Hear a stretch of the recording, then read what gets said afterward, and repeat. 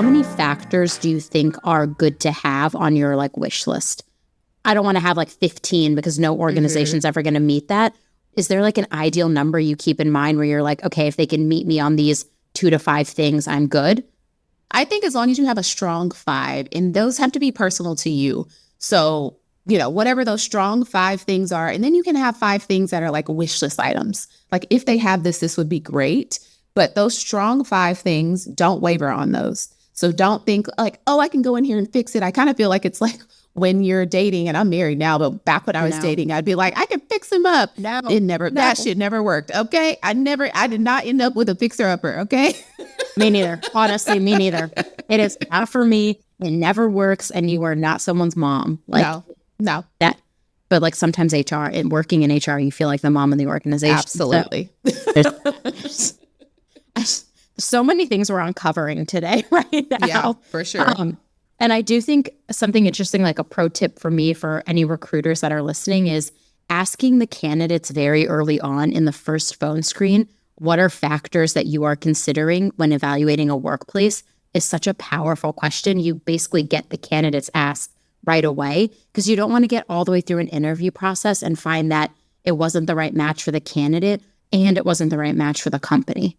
Absolutely. And that's why being honest from the beginning is so important. And I don't understand these companies, when you ask about pay, that they want it to be a secret, or it's like behind this trap door, like you got to get to this round of interview and then we'll tell you. What's the point? Like, why not be transparent so we're both on the same page? Because I've had people come to me about job opportunities and instantly I'm like, this is not for me. But I know someone else in my network who could be interested. Like, I'm not your girl, but I know I might be able to find you the person that you need. So why not be honest from the beginning?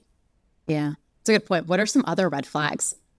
The lack of transparency is the big one. The second part is their process. So what is the procedure? So if you go into an interview process and they tell you, you better jump through a hoop, all these things, you got 10 rounds of interviews, you got a panel, you got this, and it's not an executive level role, that tells you right there, they're indecisive. They actually don't know what they want most of the time, and they're willing to see what they can get out of you. So I've also seen people have to give presentations and like disclose like intellectual property just to get a job. And in my mind, I'm like, push back on that type of stuff.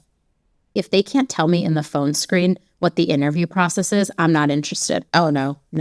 Oh, my favorite is the personality test. Okay. Listen, I can tell you what my personality is. You don't have to test it. I can write it out for you.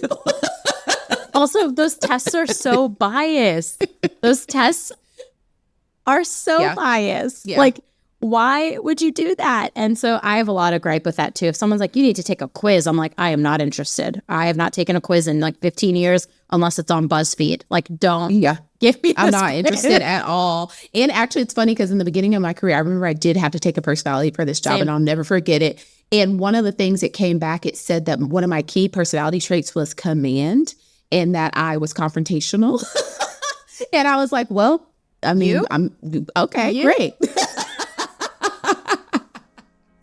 I'm dead. You? I could never. Okay, Jessica and confrontation does not even go in the same sentence unless you really know me.